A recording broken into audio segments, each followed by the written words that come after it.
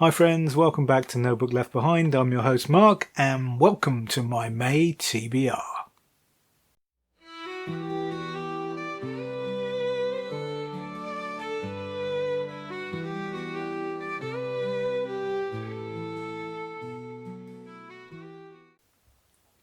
Okay folks, if you've been following the channel, you probably have seen my end of April reading roundup video, and you'll realise that, well, it wasn't a good month for me and my Read What You Own challenge. I only managed to read 8 books, and that was a crucial factor in determining what was going to be on this month's TBR. So let's get into it. So this month's TBR is a little bit different from the previous ones that I've done. There's no split between fiction and non-fiction this month. It's all fiction. And the reason for that is the very poor performance of reading that I did last month. The fact that I only completed 8 books of my challenge, and that was a bit depressing. So I wanted to get back on track numbers wise. Now obviously if you concentrate on fiction, and the right fiction shall we say, the books aren't really as long as they are in the non-fiction biography kind of world.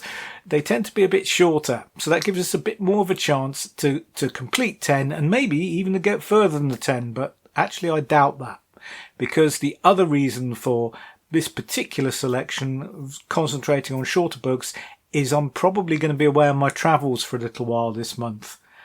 Now that's not certain and I won't bore you with the reasons why, but it's likely. Now, when I travel, I'm a guy who travels light, very light, so I don't want to be hauling physical books around. So I'll be taking my Kobo, my old Kindle, and I'll be reading some digital books. And of course, they will count towards my Read What You Own challenge, no problem there.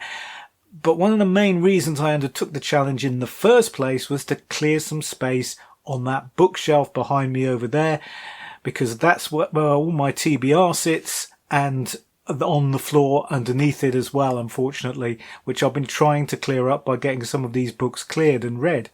Now, so that is basically the point of picking shorter novels this month. Shorter fiction works. That's my excuse anyway. So what have I picked? Well, that's the question, isn't it? And let's start with some of the usual suspects, because there are some things that I read every month, and we'll go to those first. And the first one of those is a holdover from last month. I don't normally hold over unread TBR titles month to month, because it's kind of boring, and if they've missed their slot, they're just going to have to go back in the bookshelf and wait till they come up again. This one, though, is outside that category, because this is one of the Tales of the Weird series from the British Library. This is The Outsider and Other Dark Tales by E.F. Benson, and this is the 14th volume published. Now, because I read the 13th volume published last month, and because I review these in sets of 3, yeah, I really do need to get on with this one this month, along with volume 15, A Phantom Lover and Other Dark Tales by Vernon Lee. So these two are most definitely on the TBR for this month. And I, by the way, have no idea who Vernon Lee is or what to expect from the stories in that novel, that collection rather. I'd never even heard of him, or is it a her? I'm not even sure if it's a him or a her. Probably a him with a name like a Vernon, I suppose. Okay. Well, those are the first 2 that I'm going to be reading, and I'm making sure getting round to those. Now, the third one, similarly, is one that I'm kind of like just regularly going to read. It's one of the Lincoln Rhyme series from Jeffrey Deaver, The Burning Wire, because this is the next one for me to get around to. If you've not watched my reading roundup video for last month, you'll know I do a Walter Mosley Easy Rawlins novel one month and one of these the next. So yeah, I need to get round to The Burning Wire, especially as I'm quite a long way behind on the Lincoln Rhyme series. I'm almost up to date with Easy Rawlins, but a long way behind on Lincoln Rhyme. This one was actually published in 2010, so yeah, quite a long way behind. After that, we've got some more sort of, not random selections, but obviously ones that aren't particularly connected with anything else. And the first one of those is a vintage novel. This is Dennis Wheatley's The Man Who Missed the War. Now, if you have heard of Dennis Wheatley, and he was very famous in his day, but pretty much forgotten now, you'll have heard of him because of The Devil Rides Out. and other occult novels. He wrote about 6 or 7, I think, and I've read them all many, many years ago. Really like The Devil Rides Out, perhaps because there's a cracking Hammer adaptation from 1968 starring Christopher Lee in the lead role. That's a really brilliant movie. I watched it not so long back, and apart from a few of the technical aspects looking a bit dated, shall we say, it's still a great movie, and that was what Wheatley is most remembered for now. But he was incredibly prolific. He wrote, I wouldn't like to say, probably maybe around 40 or 50 novels, something like that. Lots in the adventure genre, and 3 in the area of lost world literature, which is one of my particular interests, and this is one of those. This is about a guy who, well, there's hardly any blurb on the back of this extremely old and fairly tatty paperback. Let's have a quick look, try and date it for you. This edition is 1965. Well, that's a curious coincidence. That's the year I was born. Yes, I know I don't look like it, but sadly that is the truth. It was originally published in 1945. This is about a man who's adrift on a raft with a girl, and they're swept southwards to a terrifying adventure in a lost Antarctic land. And that's the entirety of the blurb on the back, which doesn't really do a great job of selling it. But I thought I'd give this one a try. Next up, we've got... talking about vintage paperbacks. This was available for 2 and 6 from Corgi Books. And 2 and 6, if you don't know, and you won't if you're not British, and even if you are British, you have to be my age to know, is Old Imperial Money, pre-decimalisation. I just missed it. I don't remember. I never had to deal with it because I think we went decimal in 1970, 71, something like that. So before a time where I had any money of my own, basically, even any pocket money. This is an old vintage paperback. It's not in a bad condition considering how old it is. Let's have a quick look out of curiosity, if we can just... Here we go. Oh, this one's 1964, so just a year earlier than that Wheatley book. But originally copyrighted and published in 1934. And this is... I love this pulpy blurb that's on the back of this. This is actually by a guy called Louis Berg, who was a doctor, apparently, a doctor of psychiatry. And I don't know whether he was much of a prolific author or not, but he wrote this book, Prison Nurse. And it says on the back here, Dr. Louis Berg, out of his years of experience as a prison psychiatrist, has written this frank story of actual life in the twilight world of men stripped of everything but their primitive desires, and of the lovely girl who came to live among them. So that sounds really cheesy, so I'm really looking forward to that. In fact, I think they made a movie of that one. Going on from there, let's look at some more noir kind of novels. I love those.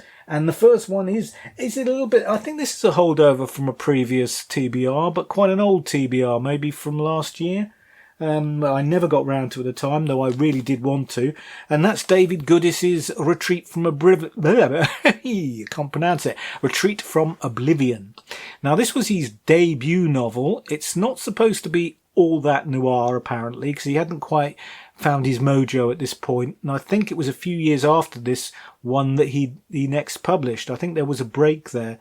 But he's most famous probably now for Dark Passage, which was made into a film with Humphrey Bogart and Lauren Bacall, although his work is beginning to come back into favour somewhat, hence this republishing of his debut novel.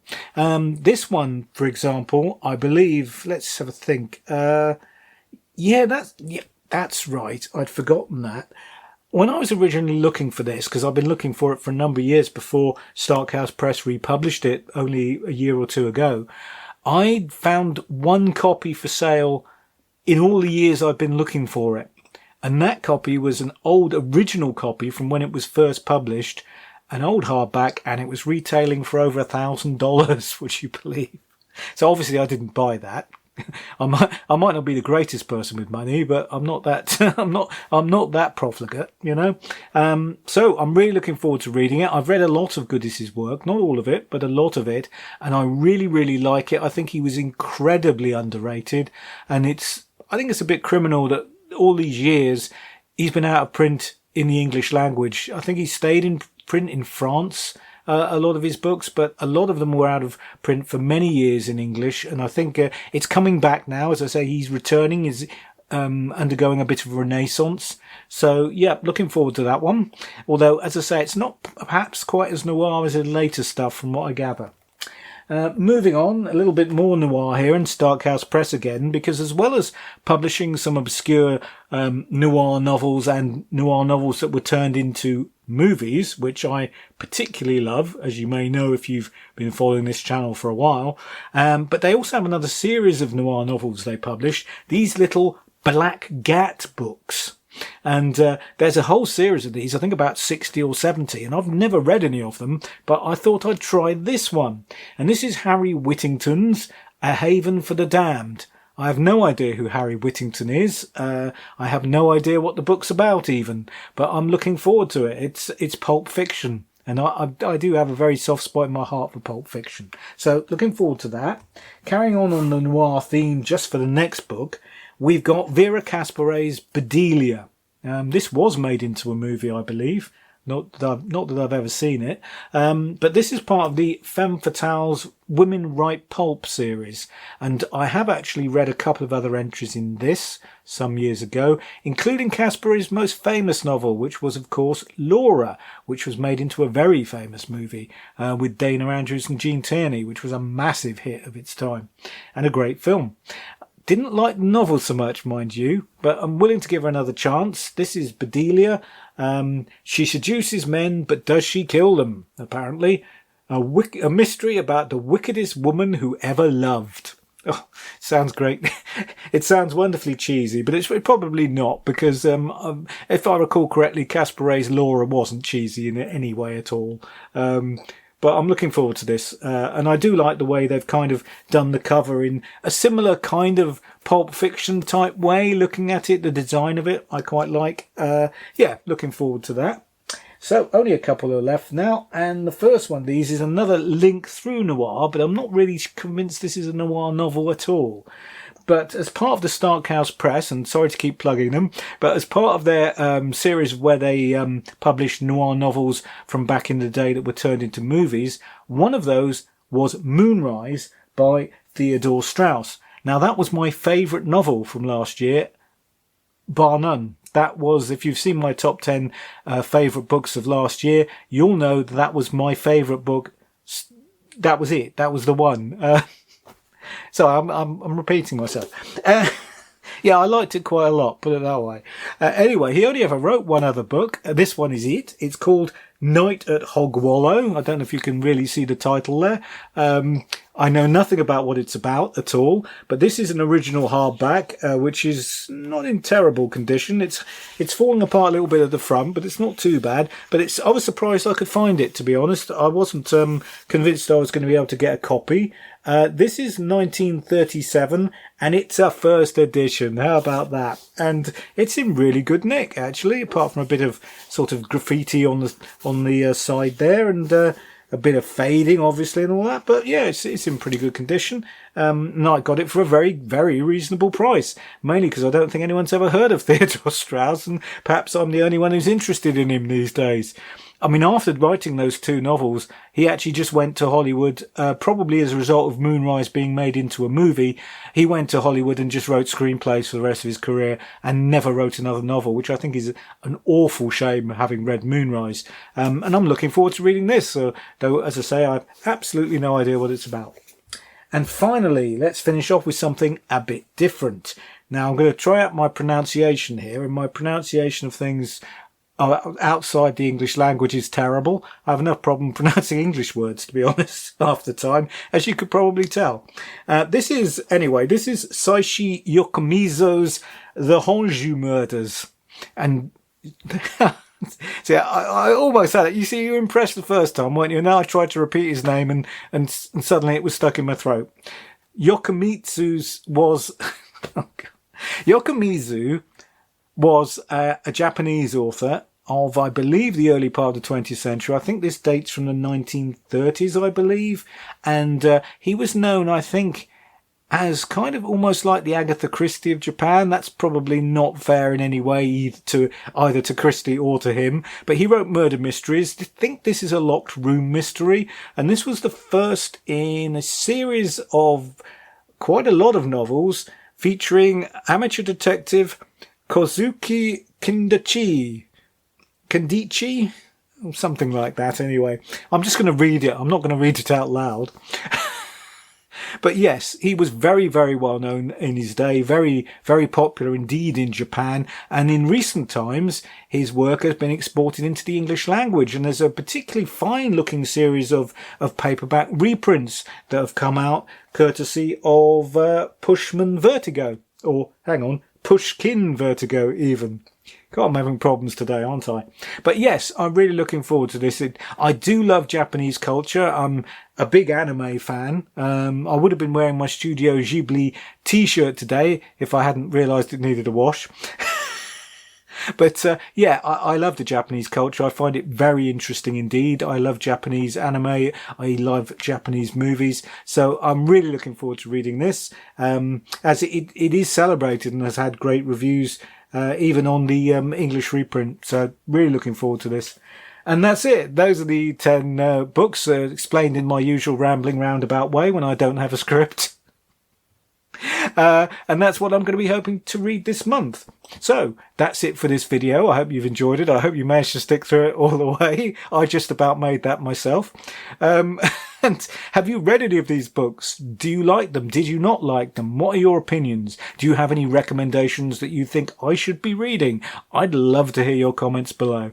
And thank you, as I say, for staying with me. And if you've liked the video for some reason or other, and you're enjoying my content, why not both actually hit that like button and also subscribe to the channel? Why not? You can always unsubscribe if you get bored with me. I mean, I understand. Anyway, that's it for today, and all I've got to say is to leave you with my usual closing words. Please keep searching through those dusty second-hand bookshops of your town. Please keep going to those car boot sales, market stalls, charity shops, etc., because there are treasures out there that only you can find. Be seeing you.